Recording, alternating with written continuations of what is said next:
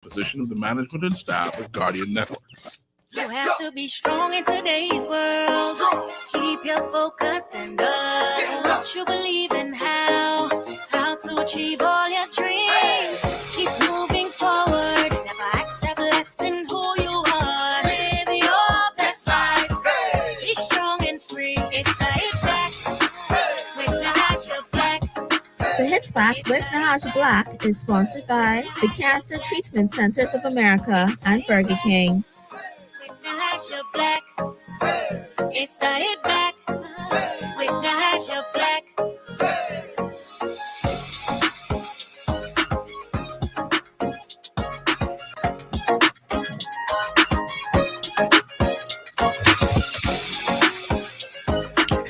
Good afternoon, Bahamas, and welcome to the Hit Back. I'm your host, Natasha Black. It is a beautiful day here in the 242. I hope that you are doing well, taking care of yourself, and living your best life today. We got a lot of show for you today. We're hoping that everybody is, of course, in their best selves, taking care of themselves and their best selves today. So I got hoping for a good, smooth transition with this show because my internet has been a little shoddy for the past 2 days. And I didn't realize how bad it was until I was about to start the show. So God help us. Hold on. Hold my mule. Hopefully everything goes well. We got a lot of stuff to talk to today. I got a good show for you today. I have the Communications Director, National Communications Director joining us on the show. And we're going to talk about public policy, right? Because public policy is actually quite an interesting conversation to have. It takes me back into the days when you sat in class, right? And just learning about what is public policy, why is it important, what is the responsibility of government in enacting policies. And I've said it many times on the show, the policy is for the people, and its enactment or implementation is just as vital as the concept being raised in policy. So all of this we'll discuss, and really, where's the government's planning, or what are their thoughts on important conversations like the National Development Plan? That was their idea. The iteration of the PLP then, under the Perry Christie government, was the National Development Plan, and one that many of our key stakeholders, many of our brilliant Bahamians took part of. It took a long 4 years, mind you, and did not see their time in government for it to be enacted. But I want to know, where is it now?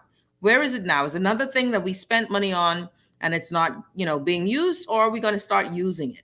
Also, when we talk about certain things like policy and housing, I saw a great initiative with the Minister of Housing and Transport doing a housing fair. And that was interesting to see. I think we've done that before, but I was moved by it. I like the fact that we're doing it. But now, I want to know, what is the plan on that? Does the government have an understanding of the numbers in housing? Do we have any numbers on how many people are homeless today? So those are interesting questions. And what is the policy agenda on that issue? Is there a policy agenda on poverty? I've spoken on that a few times. I'm just curious on that one. And then, of course, the COVID policies. Now, today, I don't know if you guys saw that the government has started to roll out its free masks. Now, I ain't gonna lie to y'all. Hello. I am liking what I'm seeing by the Davis administration. They promised free testing, delivered. They promised a reduction on VAT, delivered. You could question, is it truly a reduction? That's a question. But they also promised free masks, delivered. And what I really like about it is they are not delivering in secret. They delivering and you know it. They're making sure we know everything. Actually, it's getting kind of much on my phone, how much information is coming through BIS. But I like it. I am very pleased by it. These are the things that you're supposed to be able to see as a citizen. You're supposed to be able to see these things and say, okay, you promised and delivered. So those are important. However, I always tell folks, it's after being in such bad relationships for so long, you might be in a good relationship. The person you're dating now, the guy who's talking to you now, actually loves you or is interested in you, actually wants to do right by you. They're not perfect. They will make mistakes. But we are so hurt and broken that the first mistake leads to confirmation bias. And that's how sometimes we miss a good thing. This is on a sub point, but the two can marry as a good analogy. We sometimes miss a good thing because of history, because we are waiting for the other shoe to drop before, because we are so broken that we can't believe that there is good, right? We can't believe that there is good, that there is some sort of right standing. And even if perfection was shown, we still would be in a mindset of it ain't good enough.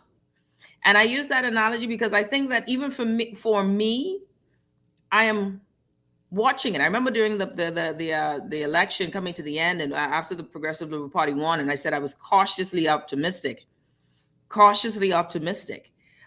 wanting to get excited and not wanting highs or lows, because there's an emotional roller coaster we've been all on for years. And so when I see the good things, I'm waiting and saying, should I celebrate the good things? But you know what? As there are things that just make you pause and say, okay, you know what? No, I didn't like the looks of that. Is that history repeating itself? And so we all have to be wise and continue to hold the government into account. But don't be so stuck in being hurt by history that you can't move forward into the present and into the future. Don't let history and your pain stop you from moving forward. And so that's one of those things where I too have to check myself, because I will tell you, and I'm sometimes I'm a little nervous to say it, but I like what I'm seeing so far. I like what I'm seeing so far on the major things like COVID, that they're handling it better. I remember during the last administration, and I really thought about this morning. I smiled. What wouldn't the former prime minister give to have had Omicron versus Delta, right? Because though today, and I forgot, how could I forget? The big news coming out today is that we have lost 7 lives. There's 7 souls who have died due to COVID-19. How could I forget that? 7 souls have died. We've lost 7 family members starting from January 4th. We've lost 7 people. And that goes against the narrative. And it actually is very true that I want folks to listen. Don't go out there trying to catch COVID. Again, we don't know how it will affect you. Most of us will be fine. But for the few, it will not be, and this could be the end. Interestingly, in the 7 persons who passed away, and to the family, we extend condolences. Like, we seriously do extend condolences. So the 7 persons, 6 of them were men, and I thought that felt different. My statistician, the show's world famous statistician, Alex Hanna, I didn't ask him for this thing, but he's working on something else for me. But and then there was even a young man at the age of 37 who passed away. So, and that's why the thought was, before I saw the numbers for the former PM, what he wouldn't have given to had Omicron versus Delta, right? Because if Delta, we know what Delta did. And then worse, with poor policy decisions, we've seen the effects of Delta, right? I feel like the former government did similar to what this administration did, kind of let it run wild. But this administration came from a place where the rest of the world is kind of saying we're going to reduce restrictions. We're not going to put on more restrictions. Omicron is not as severe. And then the question is, did we agree with that? Or do we agree with that? I thought the handling of it was very intentional and much better than we've seen in the past. So I give them a good grade on it. I don't know what a good grade is. Actually, you can't grade it. When people are dying, you can't give a good grade on something like that. 7 people have passed away, though. 7 souls. And this virus is just, I don't even know what to do. We've got young people, older people. A 37-year-old has lost their life. The age ranges that we found in that group, the 37 was the youngest. The next was 40. And then folks were 50, 60 and up. But we're losing folks. And so I want y'all to be very responsible, please. The government has given out now KN95 masks. They gave out 6,000 masks today to 3 feeding networks, a Great Commission, the Hands for Hunger, and to Prophet Lawrence Rolls Church, 2,000 each. That's good. Now we're supposed to roll out for more, and I gather they'll tell us more about where the spaces will be, right? Because we all need good protection, and these cloth masks apparently aren't it. But so they've gotten nurses, they've gotten doctors. I think we're still waiting on improved facilities. They've decided as a legislative process or the policy position to not close down the country. And the narrative is, of course, that the economy can't afford for a lockdown, by which I agree, especially at this point, because we see that the Hilton has closed, right? And that one is a whole other story for me on that position, that the Hilton has closed, because that is very discouraging for me, that we would watch something as a space that is as historic. Now we'll see, because I'm going to be careful with this because we still have their owners and investors, and I have to be careful and mindful of certain things. But I'll be careful with this only to say I am always curious and I'm always watching for the type of investors that we bring in country, right? We've seen it in Grand Bahama, where the investor comes in and they abandon. And they do it constantly. Grand Bahama has been the white elephant. We were afraid of Bahama being abandoned. But the government saved that. The former government saved it. Not this one, the one prior, under Perry Christie, saved it. We can't afford for certain landmarks to be abandoned. We can't afford for more people to lose their jobs. And so we need to know what is the policy position on that. You know, I'm trying feverishly, and I'm hoping to get the Minister of Investments, Tourism and Investments on the show, so that he and I can chat about what is the plans for investments, and also to get back on the show the Minister of Economic Affairs. Those two are very important when we talk about the economy, hand in hand, really, going forward, when we talk about the economy. And the economy with health matters as the rest of the world battles. So interesting. So Boris Johnson is deciding that without any fail, we just drop in all restrictions. You don't have to wear masks. You don't have to do anything like that. Boris is a gangster, and people are calling for his head. On the other side, Mia Mottley has won full slate, 30 seats on a snap election. Now, she had the mojo. She had the gift.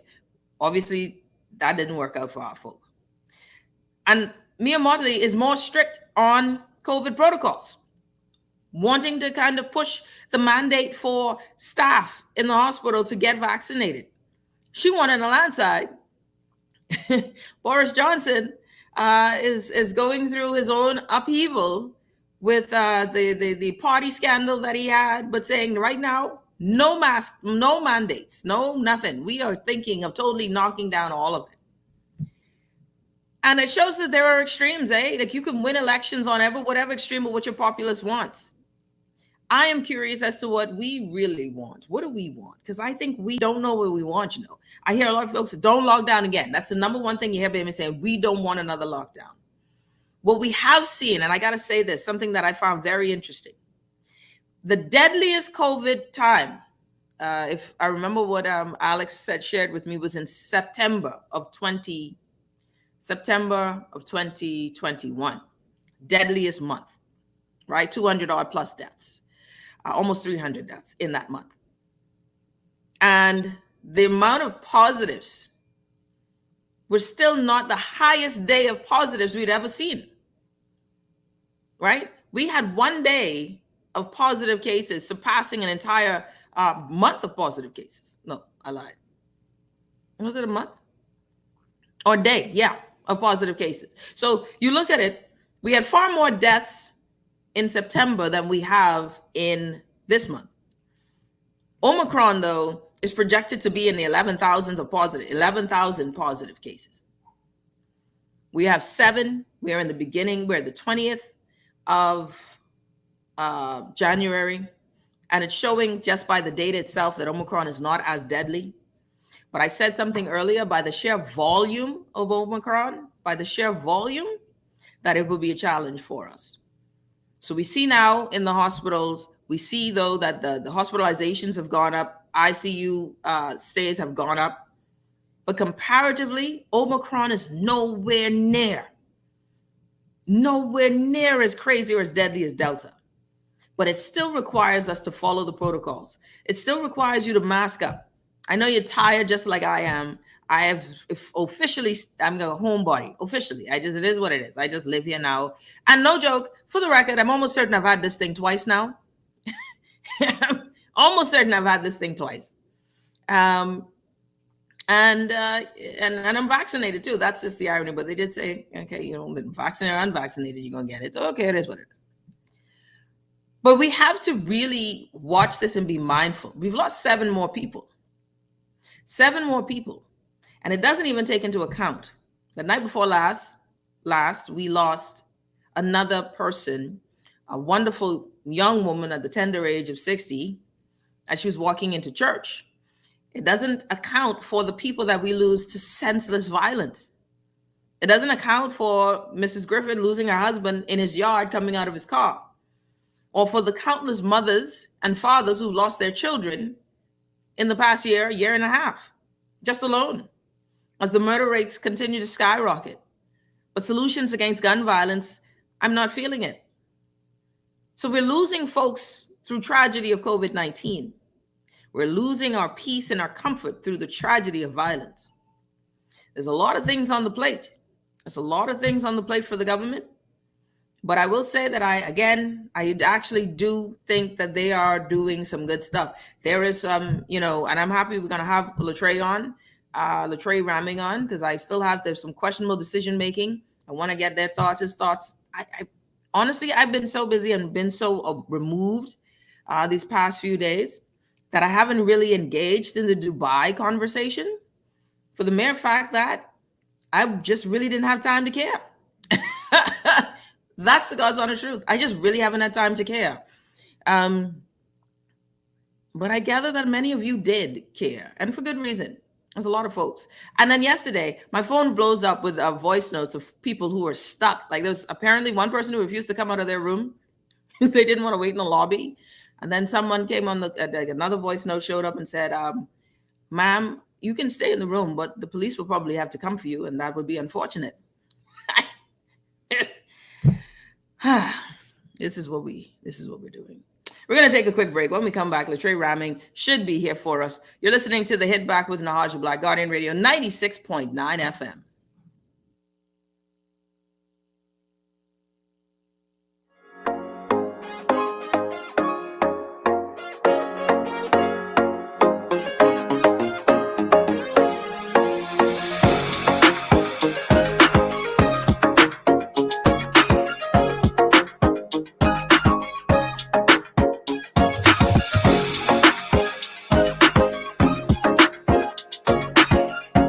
This traffic report is brought to you by Shield Insurance and Prudential Loss Adjusters.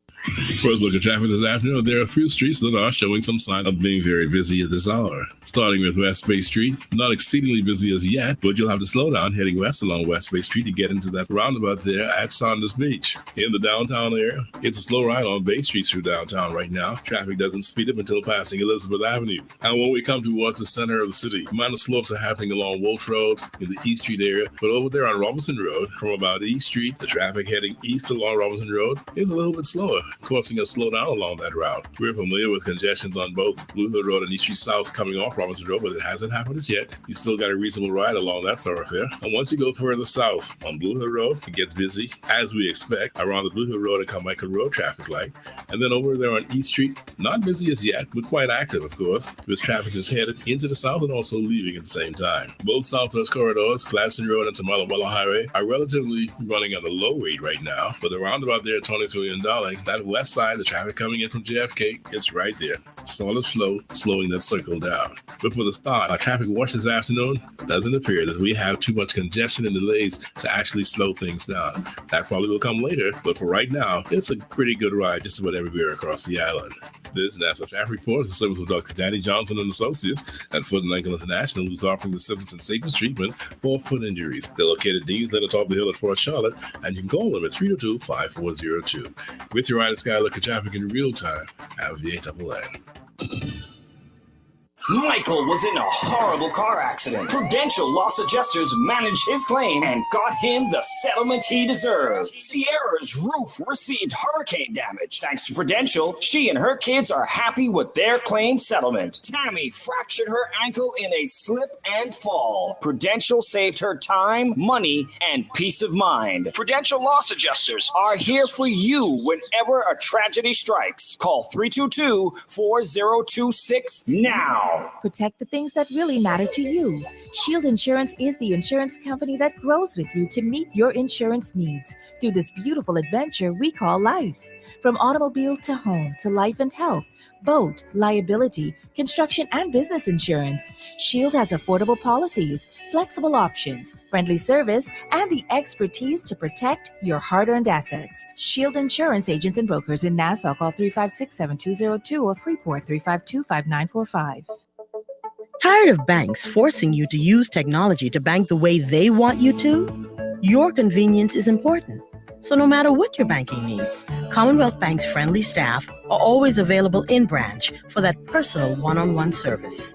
But when you choose technology, our online and mobile banking app offers you state-of-the-art functionality. The choice is yours.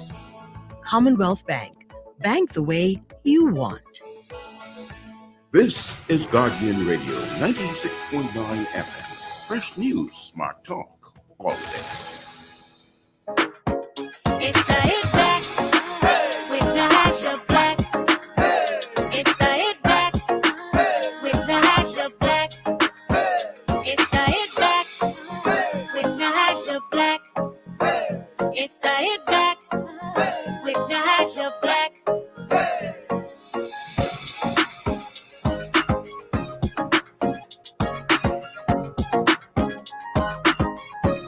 And we're back. You're listening to the Hit Back with Nahaja Black, Guardian Radio 96.9 FM. Happy, what today is? Thursday, y'all. I've got to welcome to first-time guest to the show, Director of Communications, Mr. Latrae Rahming. Latrae, how are you? Hey, how are you? Thanks for having me. I'm happy to be here. It's a pleasure to have you. I'm happy to be nonetheless. Listen, I'm happy that you're here as well, and that you'll be joining us for I think a lively discussion, right? Latrae Rahming, National Communications Director, and also I must say, Latrae, I got to give you props. You're a brilliant young man, pretty sharp, and when we do have those conversations, we do go deep, especially when we're talking about government policy and the meaning of it. So I'm happy that you said yes to doing this and say, I thought it was best. Let's do this on air. Let's have this conversation on air. Let's talk about it. So Latrae, of course, you are the communications director, and I have to ask you this first, because you are a representative of the government, my friend. Many people will say, well, Mr. Rahming will not say anything that is straight, that is candid. Mr. Rahming will not give us the straight, skinny. Well, there's two things on any topic. How are we doing this? What are your thoughts on that? Well, that's two things. There's we in some instances there's little room to separate our personal views from the view of the position of the government of the Bahamas, and I think there's a balance. I approach my job with a responsibility to the truth and facts. When I'm asked by my colleagues in the media for my personal credibility and the credibility of the government of the Bahamas, we operate from a place of factual, what is factual. I try to consider myself to see things from a nationalistic perspective. I believe that there are certain elements of our society that requires us to have an objective view. I also believe that at the end of the day, that there is to the extent to which we all share a hold to a common view and common values that we are all seeking to build this idea of a better Bahamas.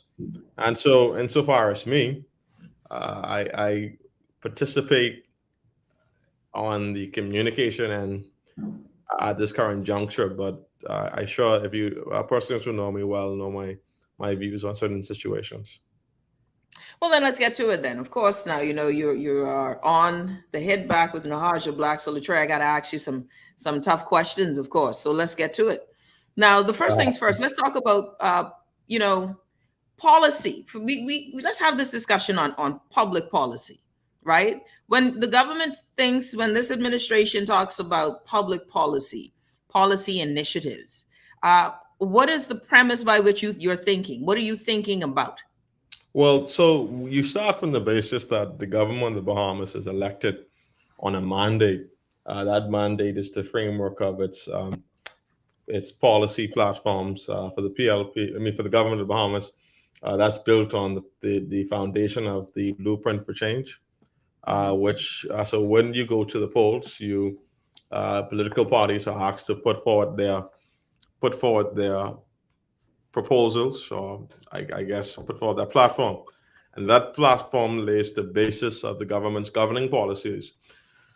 When the government is elected, that the government there's a process called the speech from the throne that indicates the government's legislative priorities. From time to time, governments are impacted by few things insofar as public policy, natural disasters, health, pandemics. And so there's a larger frame of a public policy response. And then there's a needed, a sort of like, I won't use the word knee-jerk approach, but I would say that there is a instant need to respond to a specific thing. Let me give an example. If we were to operate on giving the previous administration the benefit of the doubt that they had ideas that focus on certain elements of their policy around housing, and then a pandemic happened. That pandemic occupies a lot of the government's time, and so it's very difficult to still manage health crisis, economic crisis, as well as administer urgent public policy around reform in certain sectors. So it does require an effort of learning to walk, skip, and chew gum at the same time. So then what you're saying is that a public policy shifts based on the situation? Well, let's operate on two tracks. Let me give an example. Say you want to approach the reform of the education system, right? Yep, good one. Now you could have the framework, you could have the policy, but if there is an expenditure requirement to move that policy along the way, that expenditure priority is now competing with something that the government, we call them external shocks. So sometimes there could be a shock to the public policy. So you try to create an element where the government make provision. They call them sinking funds. You make provisions for a hurricane. If a hurricane comes, you could absorb. But sometimes you have a something like Hurricane Dorian. It's an instant shock to the economy. So now your policy priorities are competing with limited expenditure. And you're an economist, so you would know very well how that can be. So now, okay, then let's get to it, because I think what is important, or why I wanted to have this discussion with you, if you're just tuning in, Latrae Rahming, the National Communications Director, why I want to have this conversation with you is we hear about, there's a lot of things coming through, Latrae. There's a lot of things that are coming through in terms of through BIS information. Every day, there are new things or announcements that are being made, right? So, just in terms of the PR side of it, of course, this dealing with COVID, like I said today, the government through BIS informed us that they donated 6,000 masks today. So what usually happens from my end, which is at the Office of the Prime Minister that deals with the strategic communication of government of Bahamas and its policy and priorities. One of the communication campaigns of the government of the Bahamas currently now, insofar as COVID-19, is together against COVID-19, and the thrust of that speaks to a collective effort of the state, the private sector, and the wider community. So, in an argument, the government of the Bahamas position is, look, we're going to create the policy response that creates a safe environment during the pandemic. We're going to make sure that there's accessibility to testing. We're going to ensure that there's wide accessibility to vaccines. We're going to ensure that there's accessibility to medical grade masks. We're going to ensure that there are health protocols for persons to follow. We're going to work on ensuring that our classrooms are ready in the eventuality that students return. So the government deal with the heaviness of the policy response. And the element of together against COVID-19 is, listen, the government's going to do its part, but it's up to the everyday citizen to take advantage of free testing, to take advantage of vaccines, to take advantage of wearing the mask correctly, and to realize that there's a partnership in slowing down the spread of the COVID-19. And then on the NGO's perspective, the NGOs then get involved with the distribution of the mask, and the churches get involved with the distribution of the mask and allowing their churches to become a place for vaccine and testing. And then you have BTC and Alive bringing. Go ahead. Sorry, just a quick question on that. So, has the administration, as the government or Ministry of Health, have you guys gotten the churches involved with their spaces? Yeah, we've had really, and this is on the back end of, I'll take no credit for it, but on the back end, from the experience of the vaccine distributions, I think that is an existing infrastructure. So you had this sense of collectiveness. What we are building, and you would see the wording, the verbiage that we are in the new phase of COVID-19. And when we use the language new phase of COVID-19, what it indicates is that, look, we don't intend to utilize brunt forces of lockdowns and curfews. We believe that we have to find a balance between the health and safety of this pandemic, also the economic well-being of the Bahamians. And so we got to pivot to our new reality. I think that is some of the advice given to Biden in a journal that was issued at the beginning of January that encouraged the administration to look at the new normal of COVID-19. So we're trying to figure out ways how we exist with COVID-19. I think the key element of our response is to ensure that the hospital and the administration of our healthcare system is not compromised. You know, I want to ask you this because other nations are talking about it as an endemic, right? An endemic, like COVID is an endemic, and are creating public policy around this idea. What I'm seeing, or I think what many of us are seeing and trying to understand from what we have seen from the administration is wondering, is the Davis administration viewing COVID as an endemic, like you said, a new normal, and hence these other parameters such as free testing and masks, or are you guys not wanting to use that word? I don't think that we I mean, as you're aware, I mean, these things, the classification of it, I mean, people have their perception and views. The classification of an endemic really comes from World Health Organization and our partners at PAHO.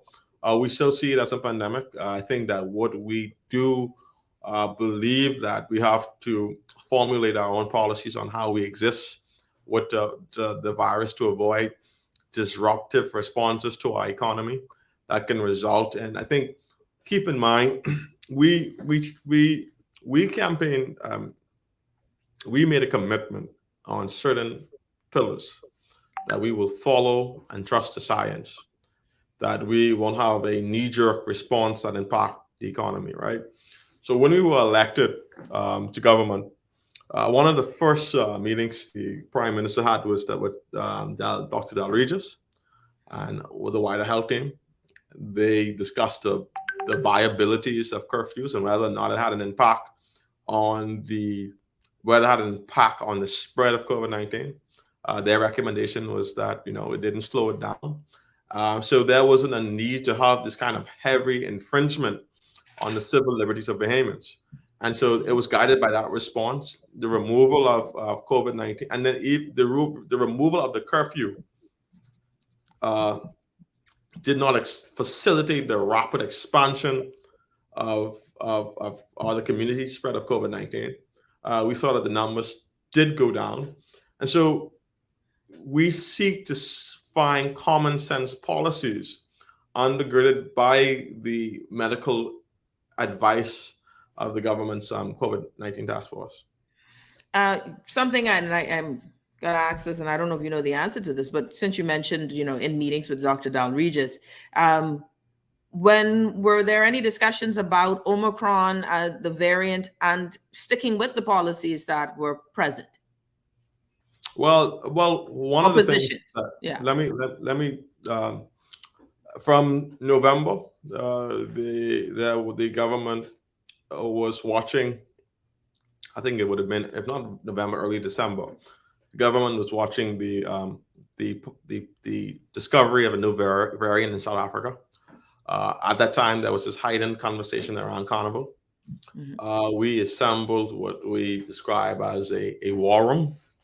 That war room comprised of the Deputy Prime Minister, the Minister of Health, Attorney General, at the time the acting Chief Medical Officer, and his health team, and the Prime Minister.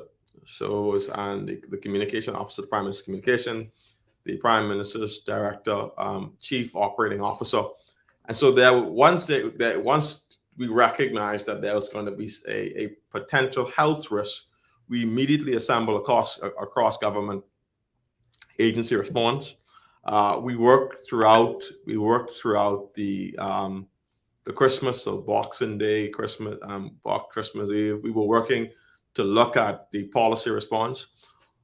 We were guided by one fact, that whilst Omicron proved to be consistent in being a highly transmissible variant, the likelihood for hospitalization was very low.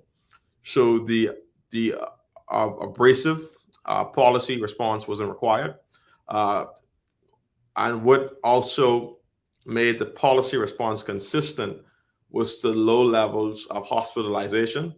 And then being able, now, since then, I think the concern arises globally about the impact of it being so transmissible. It became disruptive to the labor force because it required a large amount of persons to go in isolation. And so that became very known in the early part of January.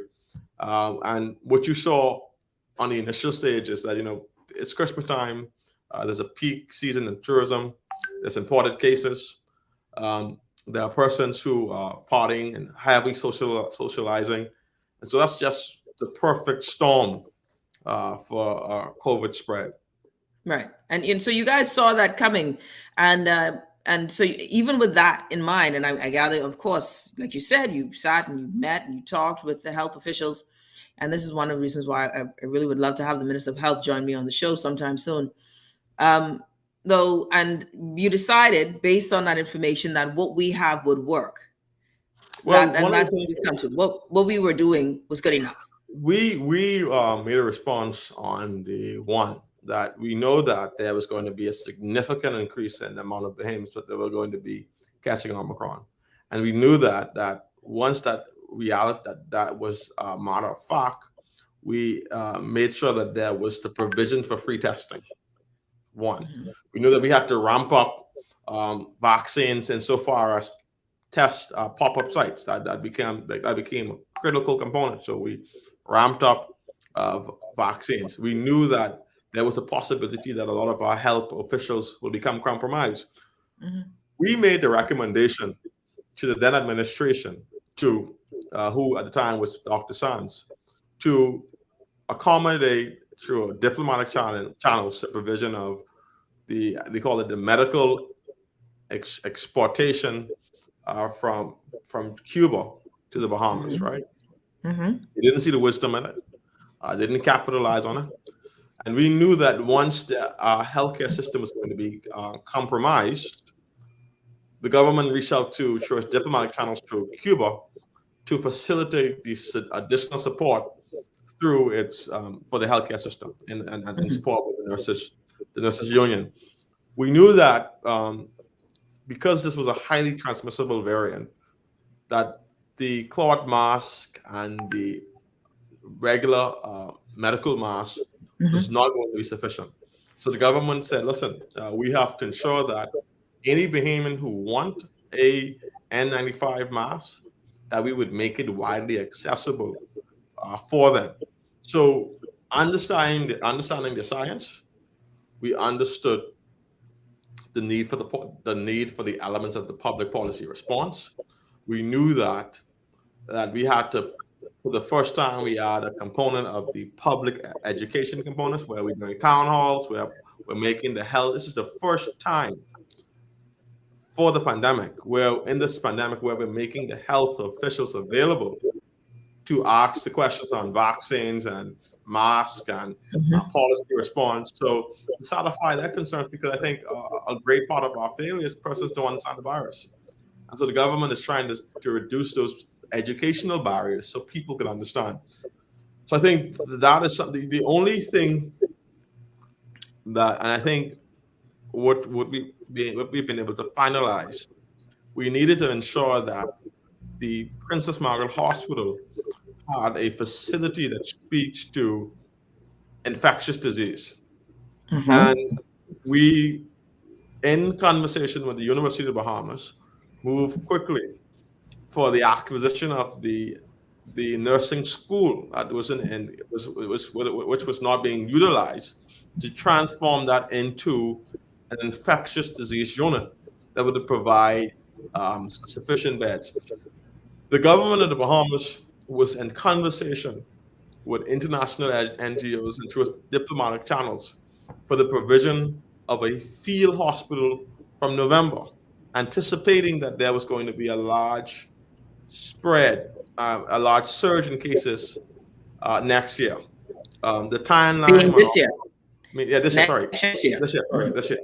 And the timeline on the Omicron virus exceeded the internal predictions, and it came a little bit earlier than we had anticipated.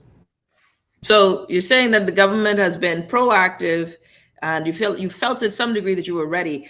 Interesting thing, this for the infectious disease facility, right? Tell me a bit more about that. If you're just tuning in, Latrae Rahming, National Communications Director on the show. Tell me a bit more about that. Is it completed? Where are we with this? So I think the scope of work has been done. One of the things that makes it particularly difficult is that, in governance and in government, when administrations change, you'd hope to inherit something. You'd hope to inherit an improvement in something.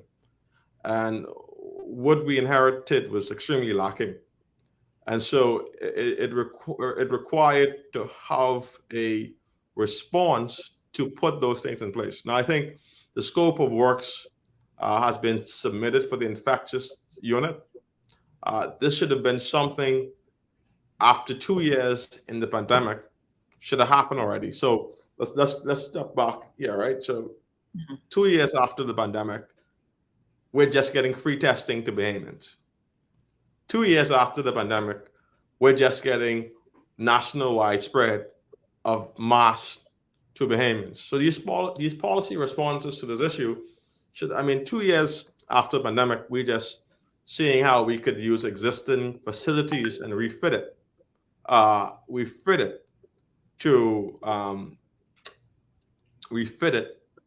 an infectious lab. Yeah. Okay. Well, then all of that is important, right? So, and if you're just tuning in again, Latrae Rahming joining us from the ministry, the Office of the Prime Minister, joining us, National Communications Director. So we're refitting these things. And what grade, Latrae, I will say, I love the free mask and the testing.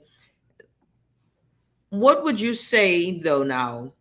Because one of the things that I thought was interesting was that, hey, from this testing, and we're using a rapid antigen tests, right? We're using rapid antigen tests for this free testing. That data would be collected, hopefully, right? Oh, and someone says, Diane says, there's no free testing in Freeport. What is the government? The free testing in Freeport begins on Saturday.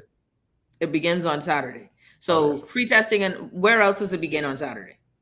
Well, for now, it's in Grand Bahamas. So keep in mind, when we first came to office, we was in the middle of the Delta wave, primarily on the Family Islands.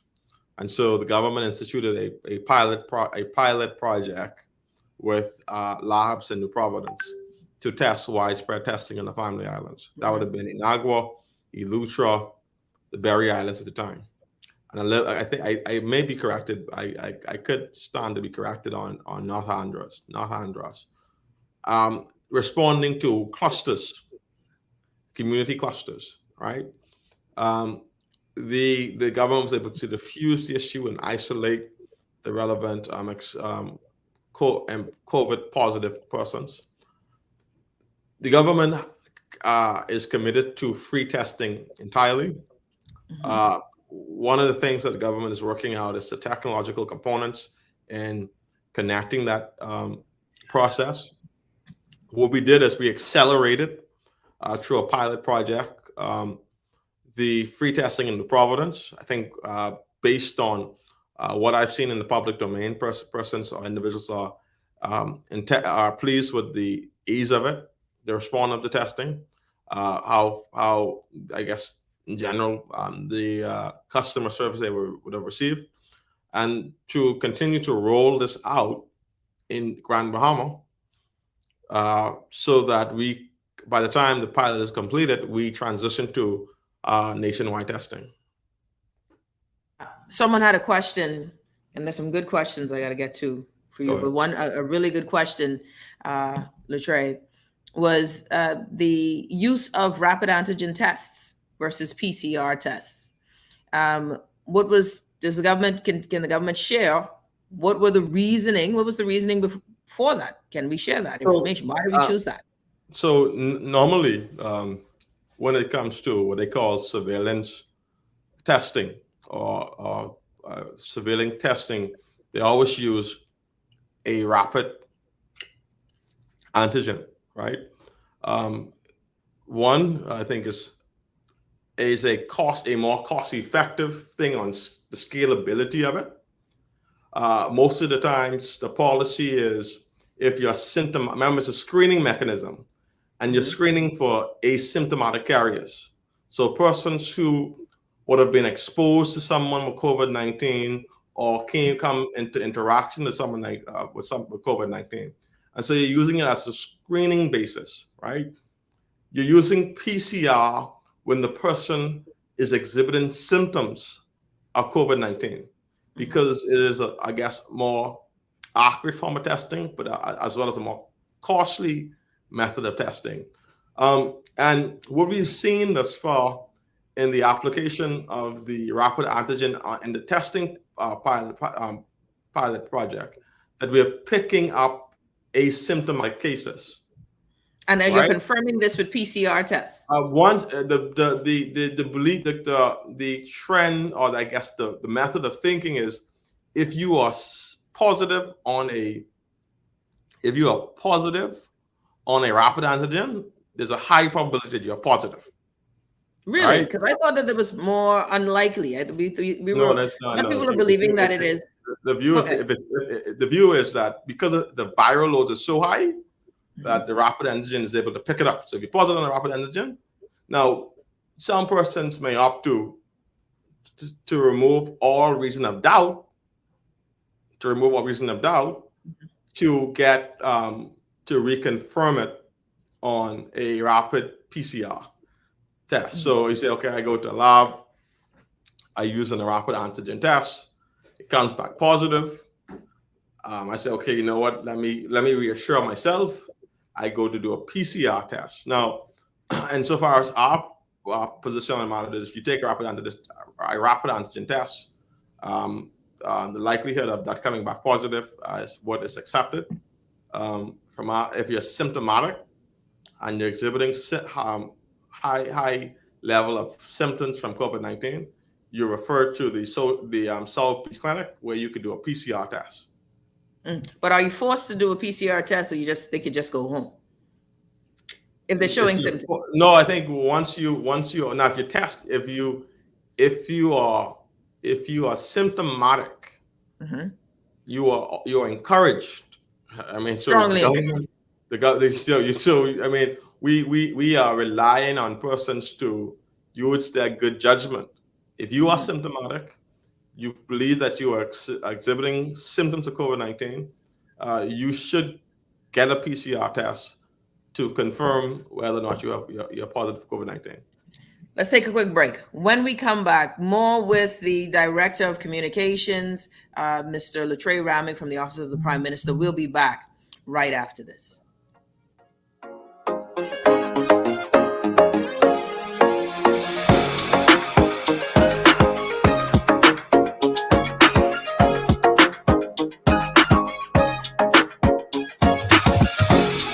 This is Guardian Radio 96.9 FM, Nassau, Bahamas.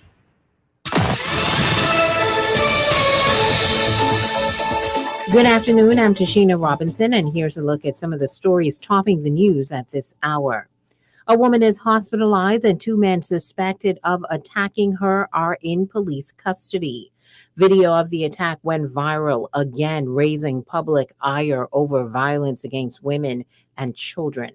More than 7,500 persons taking advantage of the government's free COVID testing program since its January 8th rollout in New Providence.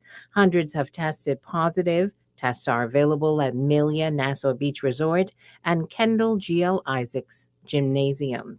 Noted producer and singer Pharrell Williams and David Grootman of Groot Hospitality will partner with Atlantis Paradise Island on a new resort that will be called Somewhere Else. That's expected to open in 2024 at a beach site adjacent to Atlantis. In a statement sent out to staff, Atlantis explained that the beach resort will be redeveloped into Williams and Grootman's signature hotel, and that the hotel will mark the duo's next milestone in hospitality development. And more than 60,000 people set to cast their votes in next week's local government election on the Family Islands. 600 persons are vying for seats up for grabs. Acting Parliamentary Commissioner Lovato Duncanson says the department has taken every precaution to ensure polling stations do not become super spreader venues. And with that, we wrap up your Guardian Network news headlines at this hour. I'm Tashina Robinson. Stay tuned. AP News is up next. If you like a hearty, meaty burger, the A1 Steakhouse King at Burger King Nassau has it all. With flame-grilled beef, lots of bacon, cheese, and crispy onions on a sesame seed bun, the only thing that can top this is the tangy flavor of A1 steak sauce. The Steakhouse King is a meat lover's dream, and with an ice-cold Pepsi and hot fries, it's all you need to fill your day. Get your A1 Steakhouse King as a combo or part of the new King's Feast, only at Burger King Nassau, where taste is king. When I got prostate cancer, my family didn't know if I was going to live at Cancer Treatment Centers of America. Within days, I got an appointment. They presented me with treatment options, and they set up a robotic prostatectomy. When my scans came back, there are no signs of cancer. They don't see you as a number, they see you as a part of the family. I'm going on with my life. That's a real gift. Call us at Cancer Treatment Centers of America. The U.S., Ukraine, and Russia. I'm Tim McGuire with an AP News Minute. President Biden clarifies his minor incursion statement about Russia and Ukraine. If any assembled Russian units move across the Ukrainian border, that is an invasion. But it will be met with severe and coordinated economic response. Secretary of State Antony Blinken, in a speech in Berlin, says Russian President Vladimir Putin is trying to break international agreements in order to push the world back into the Cold War. To allow Russia to violate those principles with impunity would drag us all back to a much more dangerous and unstable time, when this continent and this city were divided in two, separated by no man's lands, patrolled by soldiers, with the threat of all-out war hanging over everyone's heads. Blinken met in Berlin today with top diplomats from Britain, France, and Germany. He meets with Russian Foreign Minister Lavrov tomorrow in Geneva. I'm Tim McGuire.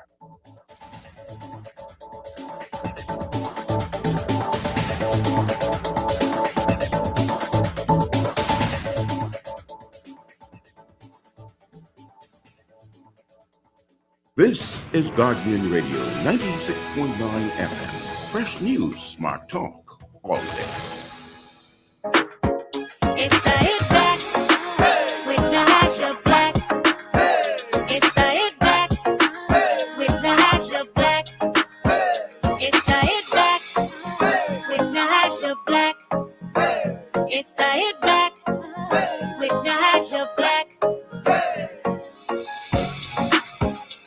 And we're back. You're listening to the Hit Back with Nahaja Black, Guardian Radio 96.9 FM. Joining me, the Director of Communications, the one and only Latrae Rahming on the show. Okay, Latrae, I know we're running out of time, so let's get to it. I want to switch gears a bit. Folks are saying, just for the record, I want to read some of the comments for you. The free tests and masks means taxpayers are paying for these items. How can we call it free? Your thoughts on that? Your thoughts on that one? Well, How do we call it free? Well, let me put it like this, right? The government's level barriers, right? If you are someone who's unemployed and you are exposed to COVID-19 and you want to know your status insofar as COVID-19, there's a barrier in knowing your status. Because if you have to pay doctor's hospital $50 for a rapid antigen and $179 insofar as a PCR, there are cost barriers from it. So the government is moving those barriers that impact costs to citizenry. And so far as it's all in an effort to remove costs, the barrier of cost to individuals, right? We have to ensure that if the government of the Bahamas is saying that the best mask against the Omicron variant is N95 mask, right? Those aren't cheap, and these are but we have to also ensure that insofar that we are saying that, we must be seen to be making provisions to get those to the most vulnerable in our society. But if we're going to overcome defeating this new variant, we have to make sure that every Bahamian have a N95 mask in their hand. And so it's more about it's a lot about accessibility and reducing barriers around the cost. Mm-hmm. Okay, then I want us to switch gears a bit because of time.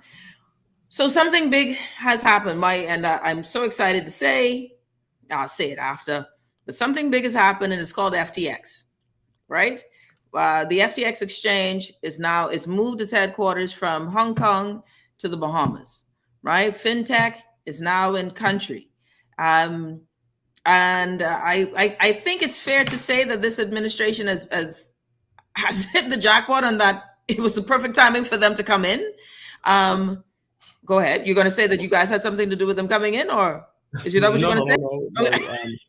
What I want to say is that, listen, I think that me and you had the conversation about the role of the Bahamas in this global communities environment, and positioning the Bahamas to take advantage of these new opportunities, whether it's in the blue, green, and orange economy. Now, there is something significant happening in the fintech industry, particularly around cryptocurrency. And we have competing jurisdictions, whether it's Miami, whether it's Cayman, whether it's our friends. We are competing for Delaware.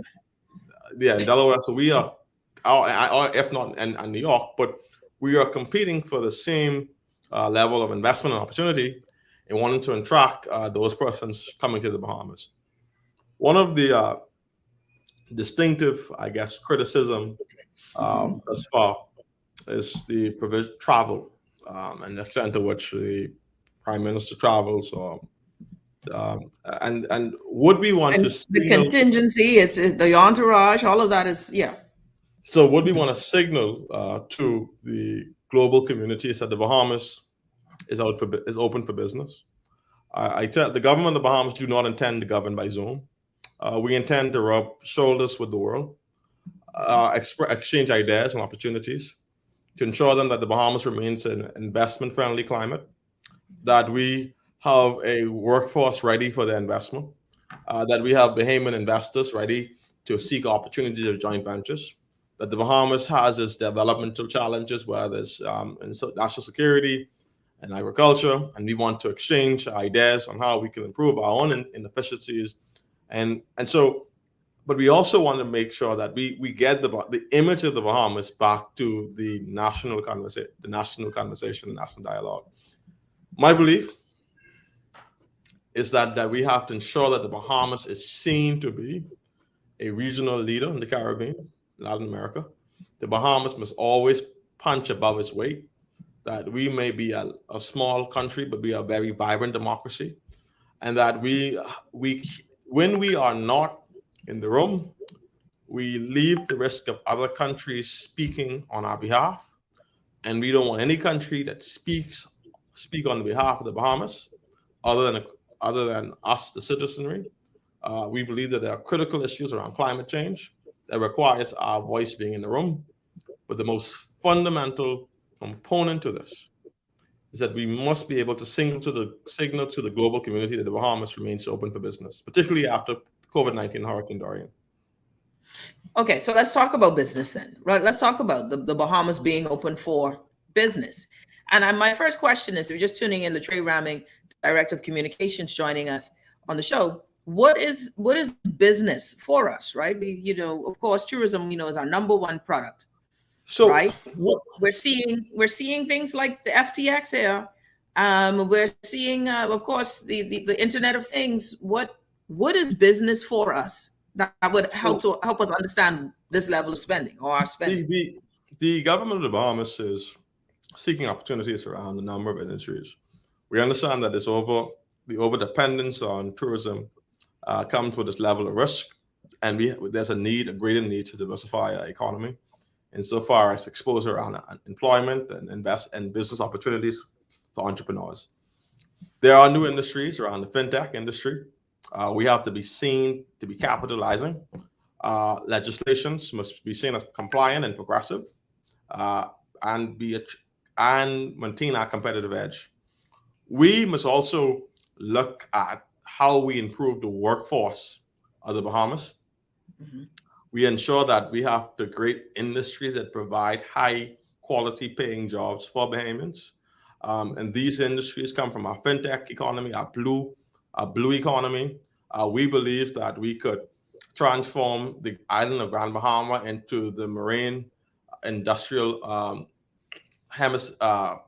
driver or capital in this region, in the maritime industry. And so there's some bold initiative to be driven in the blue economy. The amount of opportunities and jobs that could come and careers that could come from our blue economy, we understand if we could ensure that the Bahamas is well positioned. Let's speak about the orange economy. My colleague Ian Poitier, who is the senior policy advisor to the Prime Minister with the carriage of the blue, orange, and green economy, he's talking about how the Bahamas could create a school of performance arts, where Bahamian talent could be identified and harnessed, and that young people who are gifted could have a place where they could be nurtured and could be facilitated into the global environment where we could produce future Sidney Poitiers. And so the government has a laser-focused commitment on how do we expand and get Bahamians to understand what the blue economy means for them, or what the green economy means for them, and what the fintech economy means for them. These all sound good in their terms, but what it means to benefit from the blue economy. And a key element of this is ensuring that the government stay true to its commitment to a national sovereign wealth fund. So as the Bahamas begin to benefit primarily from the progress in these industries, that we are able to ensure that it's the Bahamian people who stand to benefit from the revenue being derived from these industries. And so, okay, this is where, and folks are saying, okay, there's a lot of initiatives and policy initiatives that are going to be put forth. What are the foremost drivers right now? What is on the front burner for this administration? Because, of course, now 5 years isn't a lot of time, right? 5 years isn't a lot of time. And the budget, is limited. I think that one of the things that we have to do is, one, identify, there's two things that we said that we have to do. One, we have to provide immediate relief for Bahamians, right? That's prime. We have to expand and grow the economy. You can only expand and grow the economy through new investment, and we need new investments outside the tourism industry. The tourism industry could only create so much amount of jobs. We need to create highly skilled industries that is able to properly compensate Bahamians and make it attractive for them to return home, right? So that's need to create the infrastructure that further propels the fintech industry and cryptocurrency, to create the infrastructure. That's a big thing. Yeah, that's a big thing. That's a big thing. That's a huge thing. And it's a long term. That's a long term. And it's high on the administration priority to begin not to just use the issue of decriminalization of marijuana as a political tool, but get down to the serious business of public policy of what this industry means to the Bahamian, to our economy, and how do we engage in serious dialogue with all stakeholders and their views. We also have to talk about how do we guarantee the global community of the Bahamas is a place where they could come and do business, and the ease of doing business is efficient. And we also have to not just speak about energy reform, but pursue meaningful alternative energy. So the only way we could be able to achieve this collective effort is by summoning the collective talents of the Bahamian people, whether it's existing talent, through training. One of the biggest concerns insofar as public policy is that COVID-19 has been one of the most disruptive periods in our country. You have a situation where persons who would have had jobs for the last 20 years in a particular industry doing a particular thing, they now find themselves without a job. Right. Unemployed, right? Mm-hmm. Unemployed. And the question is, how do we train persons who were doing the same thing for the last 20 years in a new skill where they now find themselves competing for the same job with their children? And so we have to undergo a massive retraining and retooling of our labor force, because you're going to find that there's going to be a sector of our society who has been left behind due to this disruptive thing caused by COVID-19, the pandemic. And we have to find ways to transition them from one industry to another industry. And we have to do that by ensuring that there's sufficient mechanism of training involved. Yeah, so then, and I like what I hear there. So then it bodes for me to ask the question, so has the government already started with this initiative? Because let me just say this point here. Education, and you and I, like I said, we've discussed this. We discussed, with FTX showing up here, talking about building their campus of 1,000 people. This is good news, but without actually we, the people, being a part of the industry, being able to be hired and to be at that level of skill set, then we end up being the cleaners. We end up that is precisely why I said that we have to be, there is a commitment to the level of training to ensure that Bahamians could capitalize on it. And it takes the foresight on behalf of the government of the Bahamas to know that, listen, we're going to go into a particular industry, the maritime industry.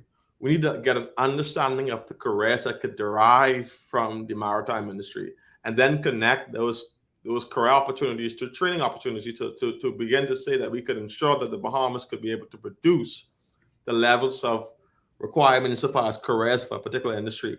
Now, the good thing about the fintech industry, we have a lot of Bahamians who are developing themselves to be industry ready, whether it's compliance, whether it's certain certification, whether it's fintech, so they're making themselves industry ready. And whether you are young or old, the durability and the adaptability of the financial industry allows you to transition and to adapt into new phases of that industry. So whilst we talk about, the financial services industry is one that they say have been contracting for years, and now the Bahamas have an opportunity to make itself attractive again in a way that people take a new look at the Bahamas. And I think we are of the view that for quite some time, that we have to be stronger advocates of opportunity for Bahamians. We have to invite companies that comes to the Bahamas to take a collective responsibility in ensuring that they too invest in the human capital of the Bahamas, and not just focusing on how, and we talked about this today, about exploiting. We call them coming in and sending their profits back home. Yeah. We have to ensure that there are parameters that speaks to the investment into Bahamians. And the type of and the type of investors that we want, people who are not just seeking to, like you said, exploit, take profits, and when the rubber meets the road, the white elephants of buildings are left behind. But what you're saying is very interesting, Latrae, and it gets me excited. But now then, of course, I want to drill down, because I realize, because education isn't something that is a one-year thing. Education is an intentional and long-term endeavor. Even if it's certifications in certain parts or aspects of the fintech field that may take 2 years, we still know that these things take time. Does the government have a timeline by which they see this transition or this revolution of technology or space and industry? The Minister of Education, who for years have rightfully so take on the reputation of believing in the need for an extreme overhaul in the way we educate ourselves. She's a huge proponent of that on a national level, and she has committed herself to a curriculum overhaul. Whilst I am the Director of Communications, I don't want to preempt the minister I know. and all the exciting things that she's doing, but the process has begun on the way we look at our curriculum. Of course, you're saying that we have combined vocational skills as a part of the Ministry of Education to bring further emphasis on the need for training. I think that we have to I think that the government is identifying ways to strengthen BTVI, the National Training Agency, and to expand the vocational elements of those schools. By way of a secret, the big thing that we are all focused on right now, insofar as public policy and national commitments, is the 50-year anniversary of the Bahamas.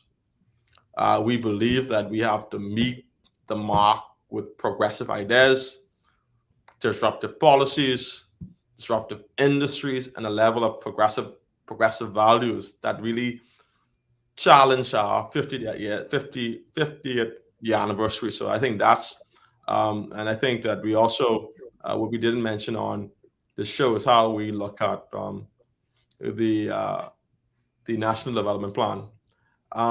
One of the things that you will look at is a lot of this sounds exciting and good. One of the things that the previous administration had adopted from the Tony Blair administration is something called the Delivery Unit, the PMDU.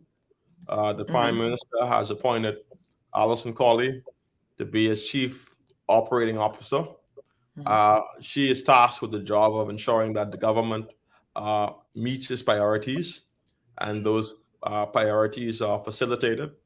And so the PMDU is the Prime Minister Delivery Unit that is tasked of ensuring that the government has identified 8 policy priorities thus far.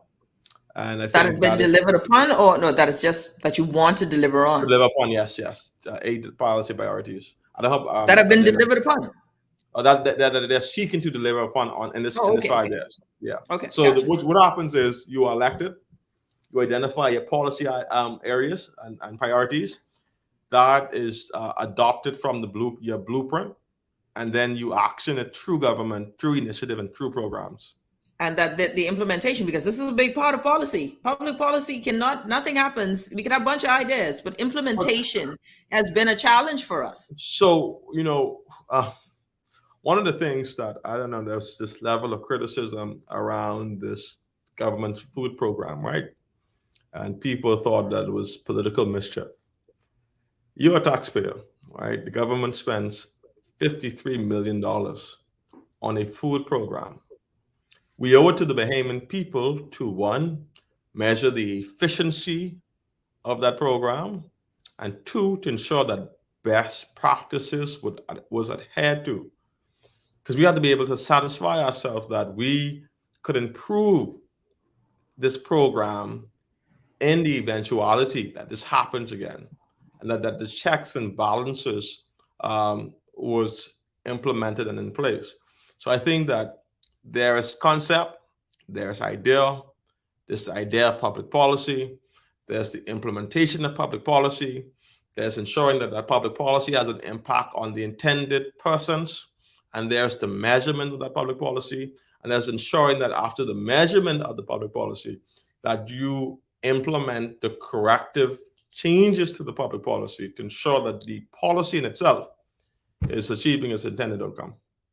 So then, okay, and all of those things then are worked with people, and we've got some very bright, brilliant people in government. And so have we already identified all of the great stakeholders within government that are going to help this drive this initiative? I'm sure you have, one. And two, what sort of timelines can you give us for certain for these public policy achievements? For example, and then taking into account, we still have to live with the pandemic. So right? So the good thing about it is the Prime Minister is expected to make a major speech very soon, outlining the where do we go from here, coming out of the pandemic, what is the immediate priorities of the government of Bahamas, and what kind of policies they're going to be expecting to see very soon. So just to go back to something that you said, whether or not the government has identified the relevant person. As we explore new horizons, whether it's in the blue economy and the orange economy, green or fintech, the government has said in its blueprint for change that this is a partnership between the government and its people. So I think that the effort is never ending when it comes to identifying the right minds and the right persons, because a great amount of those individuals sometimes is abroad. Mm-hmm. You got a lot of the Bahamians who are trailblazing in other countries, and we have to say, listen, you have the experience, you've made it work in Japan and China and Dubai and the United States. We want you to come in and to implement that in the Bahamas to make it work. And I think that in itself proves to be a relationship that we must drive between the government of the Bahamas and the people of the Bahamas as we go in to create this shared vision of a better Bahamas. Someone, last question before I let you go. Someone asks, FTX Digital donated $1.5 million $1.5 million worth of masks. They are working on a 1,000 employee campus locally. What portion of those employees must be Bahamians, and will the masks be the rate of exchange? I think that FTX was speaking about its future in the Bahamas. That future was articulated and shared through the media. They have not, to my knowledge, had a conversation with the government of the Bahamas. There is a process for all investors who are interested in investing in the Bahamas.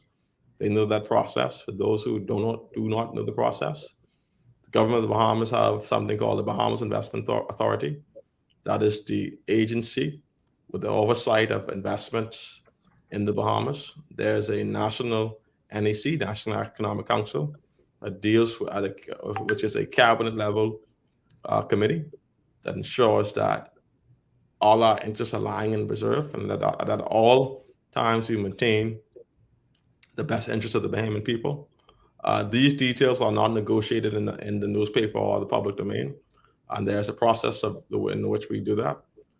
Then I think all investments have to speak to its impact assessment, whether it's environment, whether it's impact on taxes, and what the Bahamas deem employees as well, right? Employees as well. So in your economic assessment or your economic impact, you outline, we believe that this project stands to benefit blah blah blah blah blah in taxes and employment and arrest.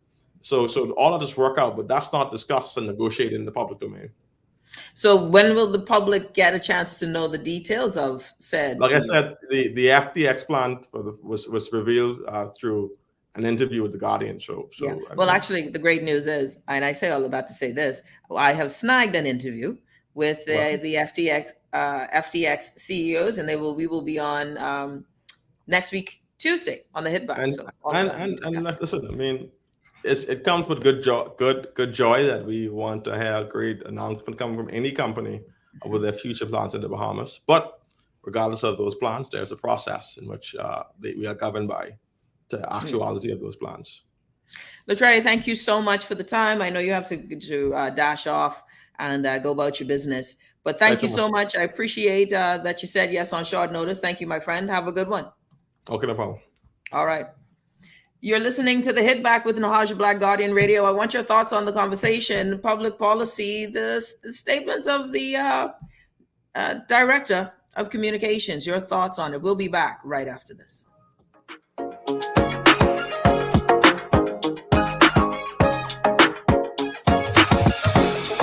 Tired of banks forcing you to use technology to bank the way they want you to? Your convenience is important. So no matter what your banking needs, Commonwealth Bank's friendly staff are always available in branch for that personal one-on-one service. But when you choose technology, our online and mobile banking app offers you state-of-the-art functionality. The choice is yours. Commonwealth Bank. Bank the way you want.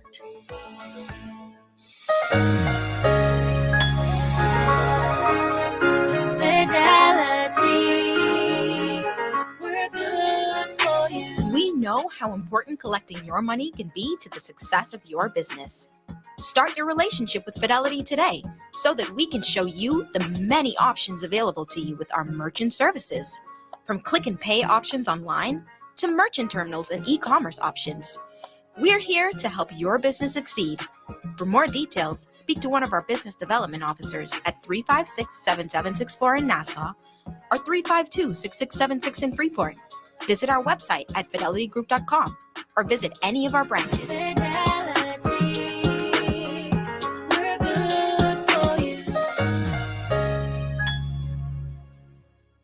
When I got prostate cancer, my family didn't know if I was going to live. At Cancer Treatment Centers of America, within days, I got an appointment. They presented me with treatment options, and we set up a robotic prostatectomy. When my scans came back, there are no signs of cancer. They don't see you as a number, they see you as a part of the family. I'm going on with my life. That's a real gift. Call us at Cancer Treatment Centers of America. This is Guardian Radio 96.9 FM. Fresh news, smart talk, all day. It's the Hit Back with Nahaja Black. It's the Hit Back with Nahaja Black. It's the Hit Back with Nahaja Black. It's the Hit Back with Nahaja Black.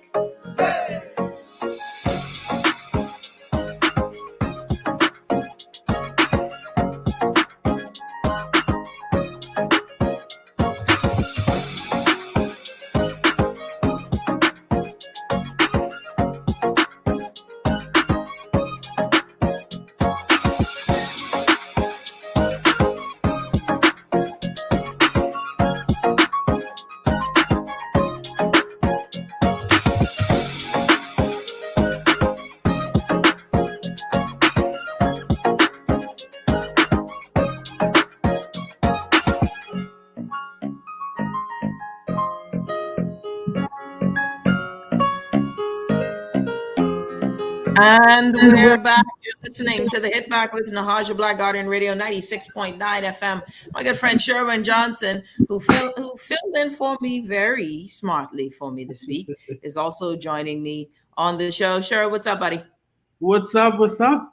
So somebody tell me that you were sipping margaritas. I don't know who it was. But my first Monday and Tuesday. Yeah, definitely. It was a great time. Yeah, it was fun. Good evening, Bahamas. It's always good to be here with you. It's always a pleasure to have you with me on the show, my friend. Okay, so public policy, what does it mean to you?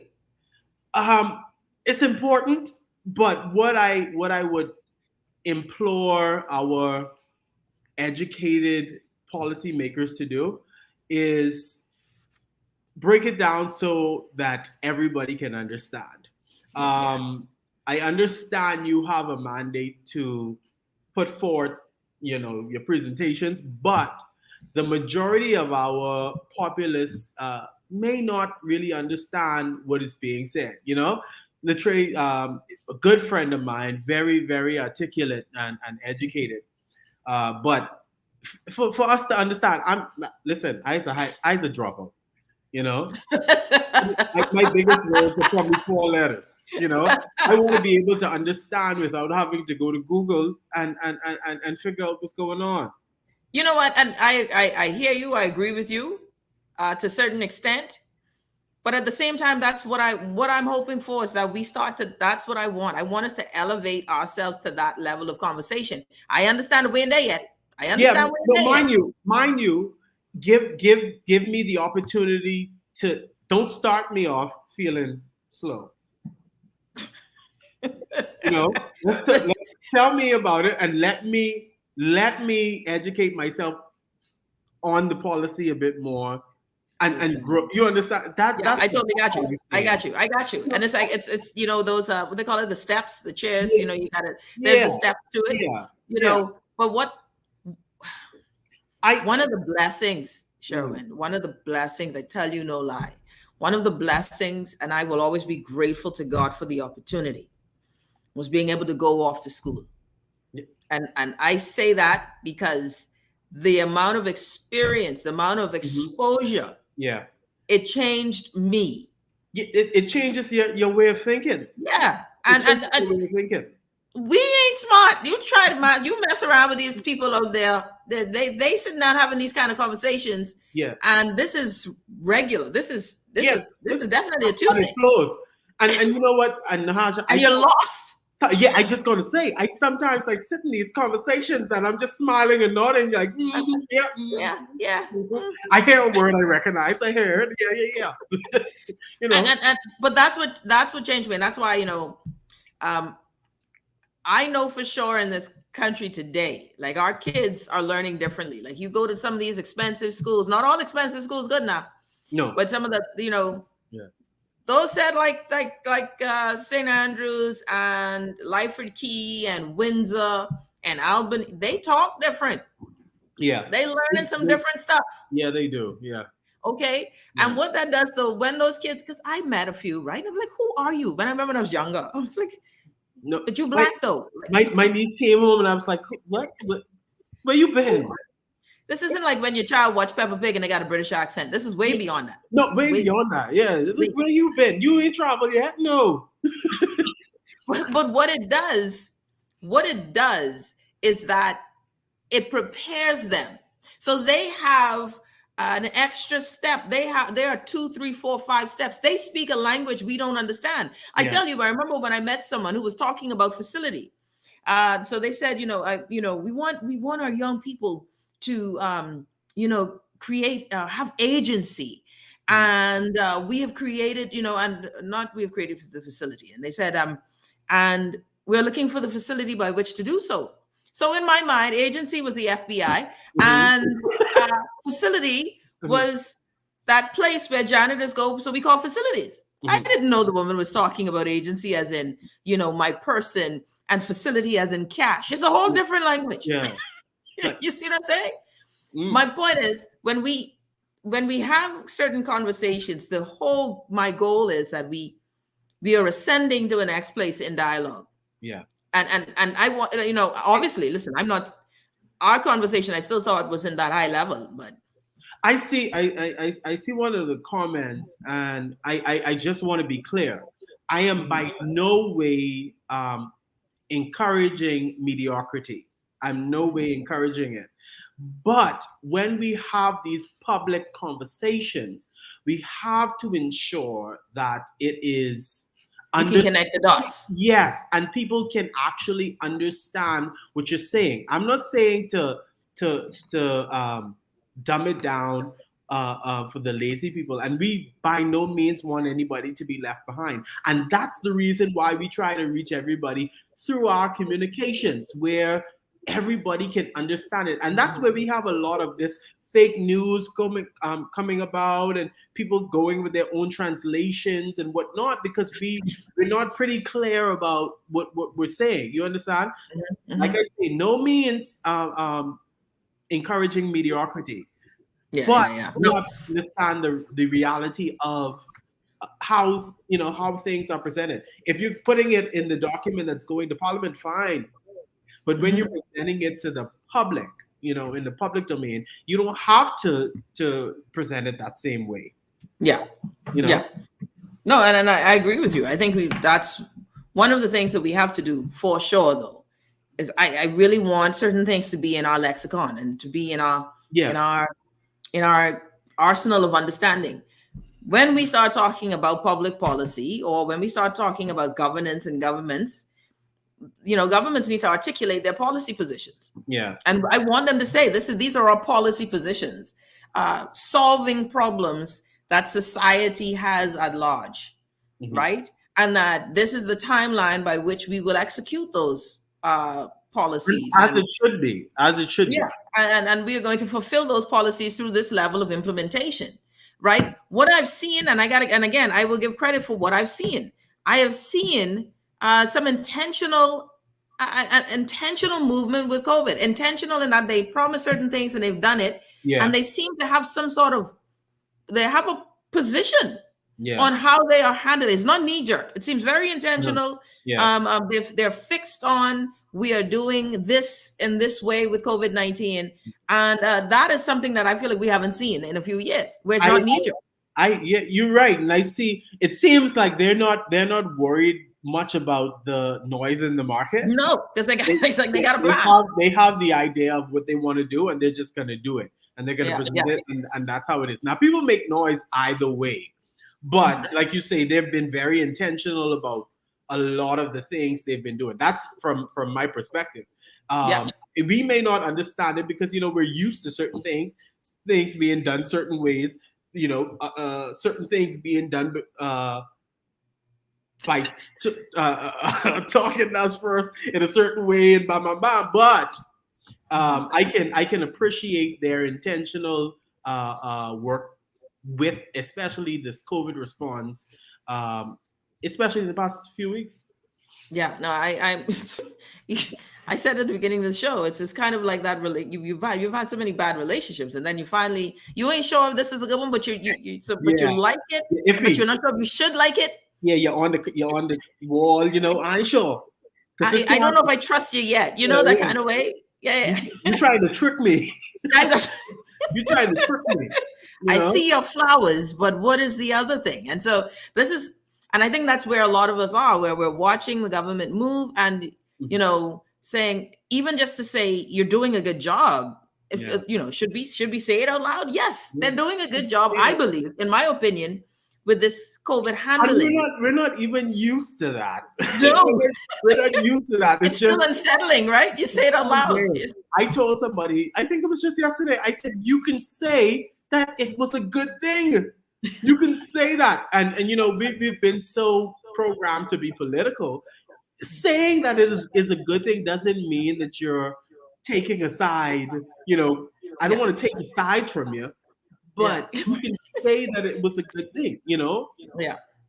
And listen, it is what it is. But what I wanted and hope for is that we tend to focus and say, okay, listen, what is the policy position here? Because I want to know, okay, listen, fintech for me, or watching FTX come here, right? Because fintech has been something that really I haven't heard us talk about. We talked about being a tech hub, and wondering what exactly that meant. And we never addressed the energy concerns in Grand Bahama still, right? So anyways, so now we have FTX here that has made a choice. And I was in a meeting, and one of the things said was that the legislation or the policy was very our present financial legislation and policy is very conducive for this sort of industry. And I thought to myself, well, this administration just came in, so it had to have been under the former. Yeah. And I wonder why they never raved on it, why they never spoke about it. Because if that is the case, this is something that really should be celebrated in that idea or that vein. Yeah. But in that, are we, and this is where my mind comes, okay, this is big. This is huge, right? One of the largest exchanges. Are we going to capitalize on this thing? And that's where I'm excited to see what more we do.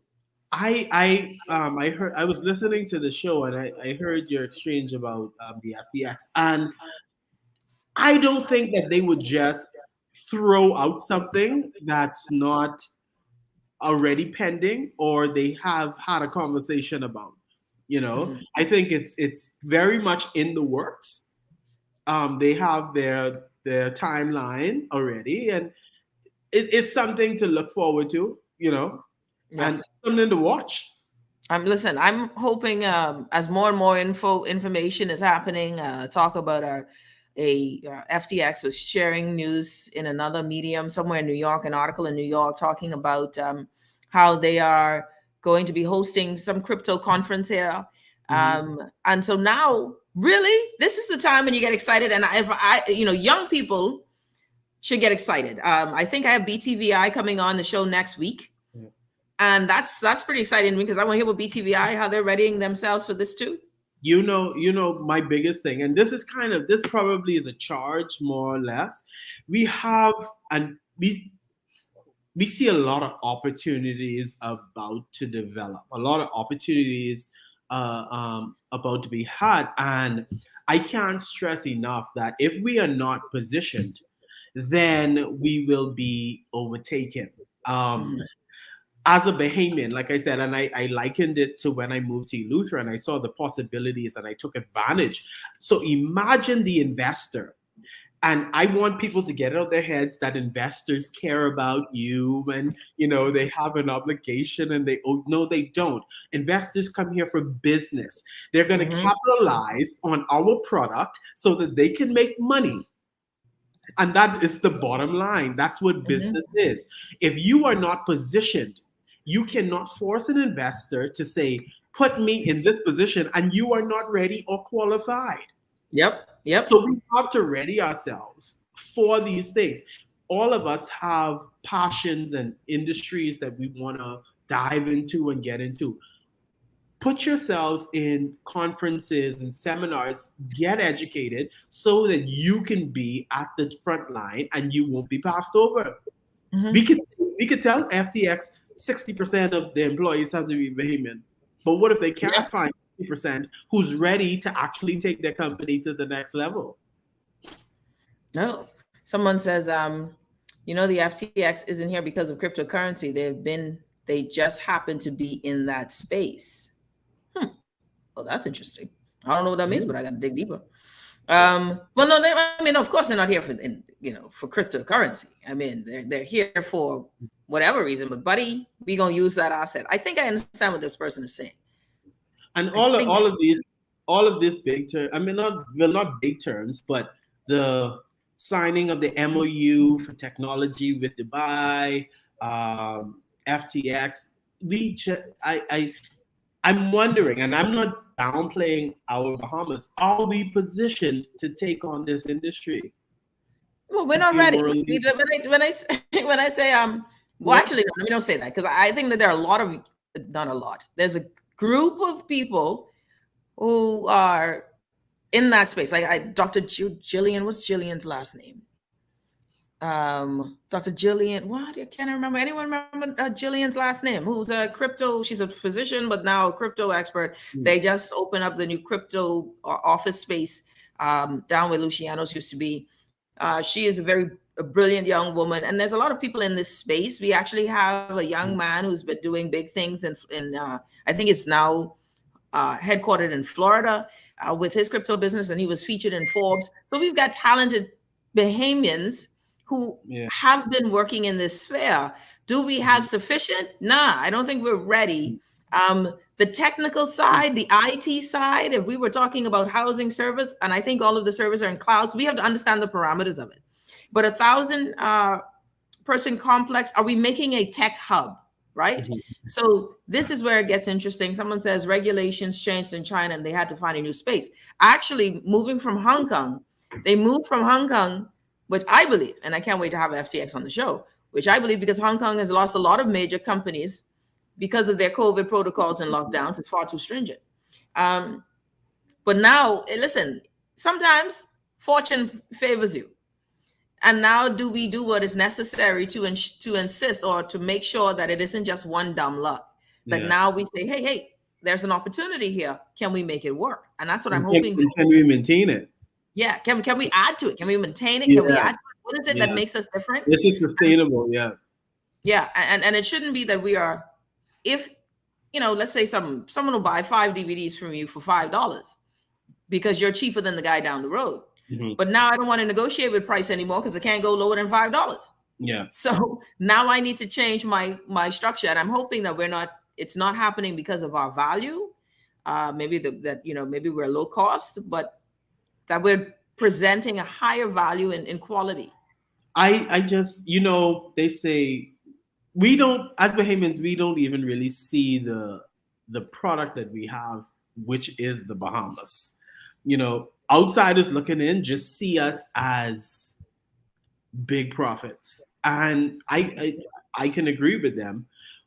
We just need to, like I said before, position ourselves so that we are able to sustain, maintain, and hold our ground in terms of keeping our integrity as a country on what it is that we're doing. Yeah. I saw Miss Store. She was talking about, and I probably went back to the first comment about protecting our interests. Yes, they're going to protect our interests, but you have to have an interest first. Yeah, you got to have an interest. You got to have an interest first, an articulated interest, right? And listen, there is so much that. Not so much, but I think when there's opportunities, you have to be able to see it, recognize it, and then say, okay, I'm going to see if I can seize it or take advantage of it in my space and time. If it's for you, some things ain't for you. And not every door you walk through, right? No. Not everything is yours. So whatever is yours, it's set before you to take, you take it. And that is for you. So that's why I don't believe in watching other people's things. But if it's for us, then we maximize it. And I am hoping that we maximize the heck out of this opportunity here. Because it ain't just about FTX, If we need to engage industry leaders, then we should do that. We should be open to having the conversation with persons who successfully implemented what it is that we're looking to do. We shouldn't be afraid to partner with people to, educate us on how to do it. I don't want us to pretend that we're big and bad, take it on, and they crash and they're like, see these little dumb. Anyway, what did Mr. Rahming say? They don't intend to govern by Zoom, so they're going out there, boy. They're going to travel. Yeah. They're going to get it done. We'll see. I think it's going to be big to see. I agree with you. Let's not. Hopefully, one thing I know we have. This is one thing I know we have shown in the public sector is smart people. I was blown. How many doctors in public service? Doctors. We have a lot of educated persons. Like extremely getting lost in the fray. Yeah.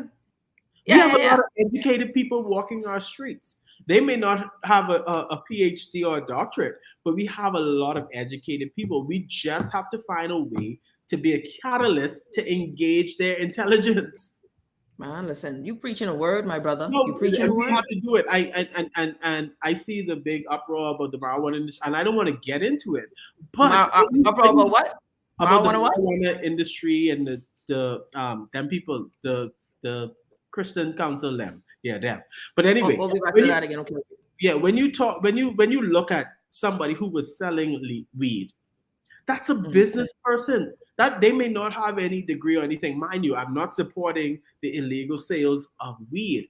But when they do their counts, they know this gram, that bam, this is how much it changes. They move so fast.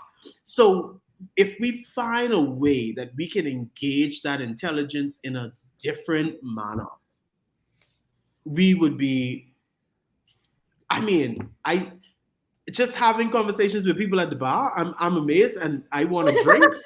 Yeah. You at the bar a lot. Let me ask you this question. No. Okay, so before we go, school is going to reopen on Monday, face-to-face government for the first time in a long time. I spoke with some teachers, especially I spoke with a very brilliant grade 1 teacher, and trust me, she ain't playing with this whole school thing. Like, she is said, like, we need to get our kids face-to-face from that time. What are your thoughts on it? I'm happy.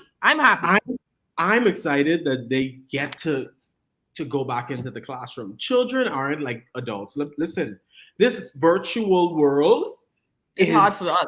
Annoying as an adult. So I can imagine a child in this virtual setting for countless hours, and I pray for them every day. But I'm glad that they're back. I'm just wanting my people to.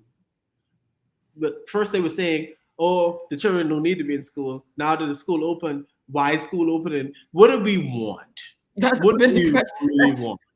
That's the question. It's like we're a little bit schizophrenic. I have to ask myself, what do I really want? What do you really want? Now, if you are unsure, you can keep your child home and go and collect their work and do the home or whatever. Ain't happening. A lot of folks been doing it. But you have the option now to send your child to school. And did we get and I'm hoping that we'll get that more details coming up about how will they work it. I know they're going to be doing some sort of hybrid thingy majiggy. Yeah, they outlined scheduled breaks, staggered breaks, social distancing, quarantining, and whatever. It's kind of a little difficult with younger children. I'm pretty curious about how they're going to do that when classrooms have about 20 to 30 students apiece. So I'm curious to know how that's going to be done. But if they're going to give it a shot, I'm supportive of it, and let's try it. Nothing beat a fail but a try. Might get those kids in school. Try but a fail. Yeah. Sherwin, thank you so much, buddy. I appreciate the time. Listen, you did an excellent job. You get called again. I appreciate you. It's always good to be here. Good evening, Bahamas. You're listening to the Hit Back with Nahaja Black, Guardian Radio. We will see you guys tomorrow. We're out.